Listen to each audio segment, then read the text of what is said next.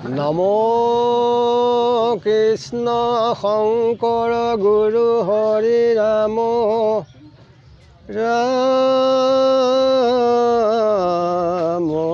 হৰি ৰাম হৰি ৰাম ॐ नमो भगवते वासुदेवाय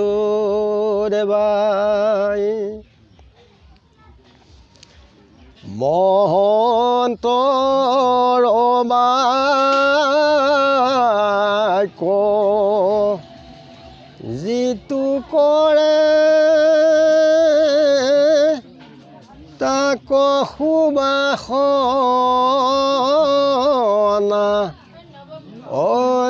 অনুসাৰে সন্তৰ কৃপাত ভজে গোবিন্দৰ পাৱে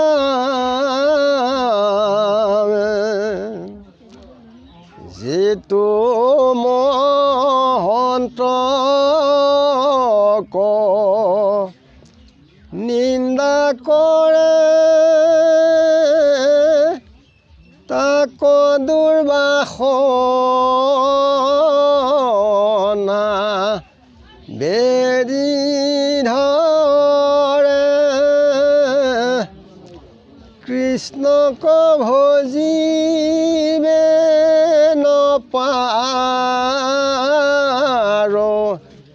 অমূঢ়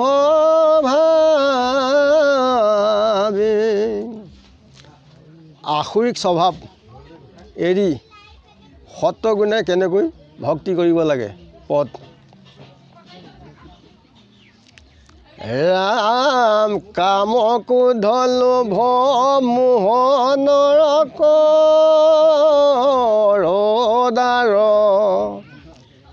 হে নজানি কপ কৰি উপৰিহাৰ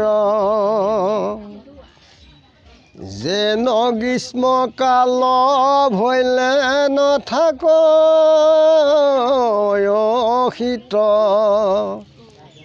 শীতকালে গ্ৰীষ্মকাল নথাক কদাচিত যাহা তথা কয় কাম ক্ৰোধ লোভ মোহ আৰু একো কালে জানা মুতনো হে বুধ হে নজানি কাম ক্ৰোধ এৰিও কোৱাগ তেবে সত্ত্বগুণে সেৱা পুনি পাৱে লাগ সত্ত্বগুণ ভৈলে জ্ঞান ভক্তি হৈ বেজাত তেবে অনায়াসে গতি লভিবে সাক্ষাৎ যথেষ্ট যে কৰ্ম কৰি এৰি শাস্ত্ৰ বিধি আতু সুখ নাহি পৰকালে নাহি সিদ্ধি বেদৰ বিহিত বৰ্ণাশ্ৰম কৰ্ম যত মুতে সেৱাৰ পিয়া কৰিবে কৰ্ম তত আগে লৈবা তুমি বেদ পুৰাণ প্ৰমাণ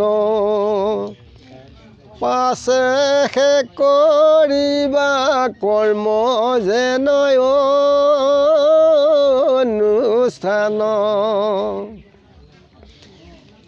সেই মতে কৰ্ম কৰি হৈব তো সুধি দেহ ভিন্ন জীৱ ভিন্ন জানিবাৰ সন্ধি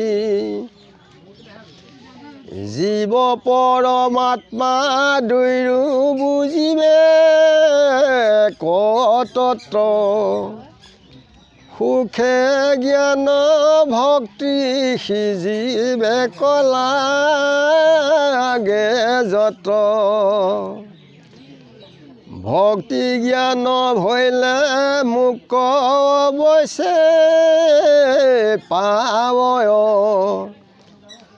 কহিলো তো মাত্ৰ সখী পৰম ৰহস্য ভক্তি জ্ঞান বিনা যিটো কৰ্ম বিধি সেই সংসাৰত বন্ধ এৰিলে কবিধি কিন্তু ঈশ্বৰৰ কৰ্ম কৰিব প্ৰবন্ধ আন যত কৰ্ম কৰে সংসাৰৰ বন্ধ যেন নপুষকে কৰে নাৰীৰ শৃংগাৰ ৰতি সুখ নাহি কে সন্ততি নাহি তাৰ আৰু যদি লোকে বোলে প্ৰাণত সংশয় ঈশ্বৰৰ কৰ্ম বিনা তাৰো সেই নয় তোহক বাহানে যেন তণ্ডুলৰ অৰ্থে সেই মতে সকামিক কৰ্ম কৰে বেঠে হৰিৰ কৰ্ম যদি নজানি কৰে অংগ বিধি ভিন্ন ভৈলে প্ৰভু ফল ধৰে কহয় গোবিন্দ মিশ্ৰ শুনাশৰ ভজন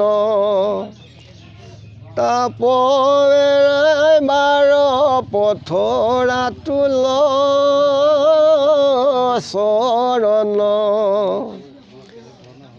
গোবিন্দত শৰণ চৰণলৈ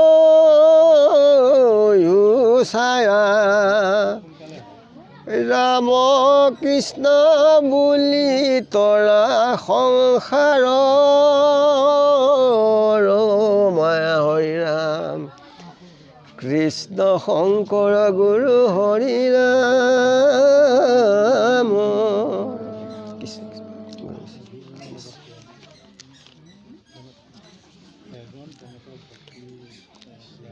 যে যিবিলাক আশিক প্ৰবৃত্তি লোক স্বভাৱ এইবিলাকত কাম ক্ৰোধ লোভ মোহ এইবিলাক এৰিব লাগিব এইবিলাক হৈছে নৰকলৈ যোৱা পথ সেইকাৰণে জানি পেলাই ইয়াক সদায় পৰিহাৰ কৰিব লাগে যেনে গ্ৰীষ্মকালত যেনেকৈ শীত নাথাকে আৰু শীতকালতো ঠিক গৰম নাথাকে ঠিক তেনেকেই কাম ক্ৰোধ লোভ মোহ এইবিলাক থাকিলে কেতিয়াও ঈশ্বৰ জ্ঞানত জ্ঞান বা ভক্তি কেতিয়াও নহয় সেইকাৰণে জানি পেলাই কাম আৰু ক্ৰোধ প্ৰথমতে আমি এৰিব লাগিব তেতিয়া সত্ত্বগুণ আহি সত্ত্বগুণে লগ দিয়ে সত্ত্বগুণ হ'লে তেতিয়া জ্ঞান আৰু ভক্তি উদ্ভৱ হয় তেতিয়া অনায়াসে এই সংসাৰত গতি লাভ কৰিব পৰা যায়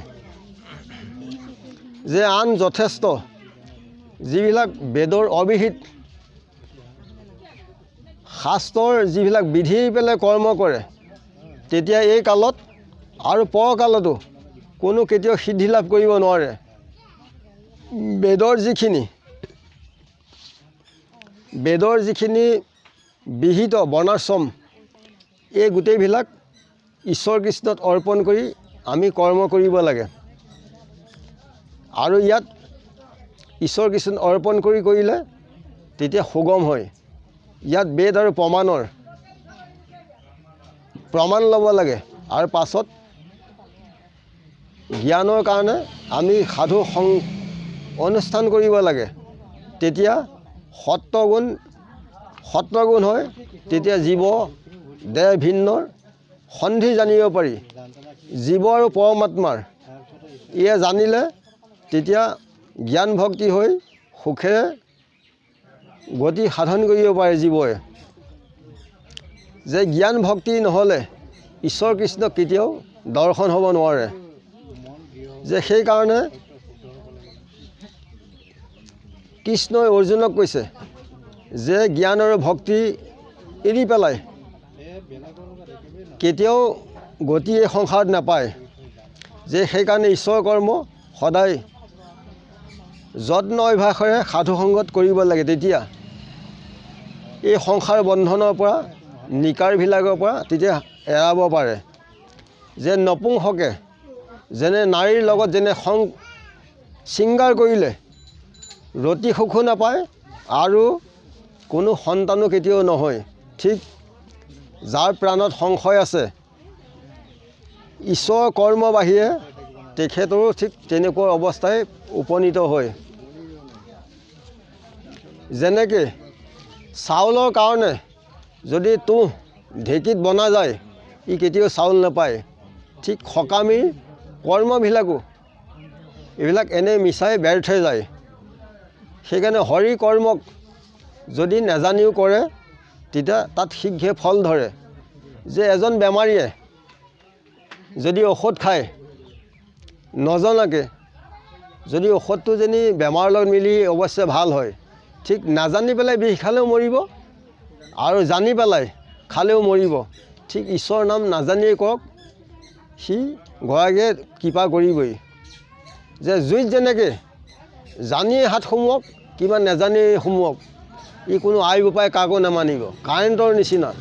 ঠিক ঈশ্বৰ ভক্তি কৰিলে ঠিক তেনেকৈ গৰাকীয়ে সকলোকে কৃপা কৰে। যে গোবিন্দৰ চৰণত আমি সদায় আমি আশ্ৰয় লৈ তেখেতৰ ছায়াত আমি সেৱা কৰিব লাগে। আৰু তেখেতৰ নাম গুণ লৈ তেখেতৰ মধুৰ মৌপান কৰিলে জীৱৰ এই সংসাৰৰ পৰা অচিৰে মুক্তি সাধন কৰিব পাৰে। কৃষ্ণই অৰ্জুনক কৈছে অনাচাৰ কৰি অপৰাধী মোৰ নহি, আন দেও পূজে যিটো সেহি মোৰ দহি। অৰ্জুনত গীতাত পহিলা হৰি সাঁচ, আন দেৱতাক পুজি হৈৰে পিসাচ। পেটৰ লগত পুজি বেক পূজা খাই, আৰু শত জন্মটো তাহাৰ গতি নাই। পেট মানে পেটৰ কথা কৈছে। পেট মানে কি?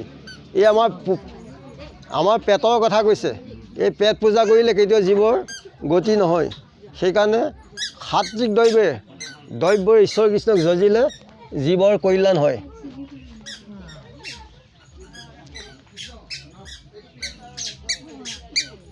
ইন্দ্ৰিয়ক যিনি জীৱা এৰিলে আক্ৰোশ, শিশি মহা সুখী যিটো অল্পতে সন্তোষ। অসন্তুষ্ট প্ৰাণীৰ নখন্দে মন দুখ, তলৈকৰ লক্ষী পাৰিলে নাহি তাৰ সুখ। যেহি পাৱে তাতে মহা তুষ্ট হৈ মন, তেবে সেই বিপ্ৰৰ তেজ বাঢ়ে অনুক্ষণ। অসন্তুষ্টে সমস্তে তেজকৰে চাই, যেন জল পৰি অগ্নি নিৰ্বাণক পায়। ইমানতে কৈ সবাৰ চনত সেৱা জনাই অধমে আজি ৰাখিছে। গুৰু কৃষ্ণ কৃষ্ণ মহাকৃষ্ণ হৃদয়ানন্দ। গুৰু কোটি কোটি ঘূৰৈ অপৰাধ নিতে, কৰোঁ আমি দুৰাশয়। হে হৰি মুক দাস হেন মানি, ক্ষমিক কৃপাময়। নমো নমো নাৰায়ণ প্ৰসন্ন হওক হৰি কৰি উকমায়ং নিদান আপোনাৰ মহিমা আপুনি ব্যাপত কৰি জীৱক কৰা কৰি থাকিব কৃষ্ণ কৃষ্ণ হৃদয়ানন্দন কৃষ্ণ গুৰু কৃষ্ণ কৃষ্ণ ৰাম ৰাম ৰাম ৰাম ৰাম কৃষ্ণ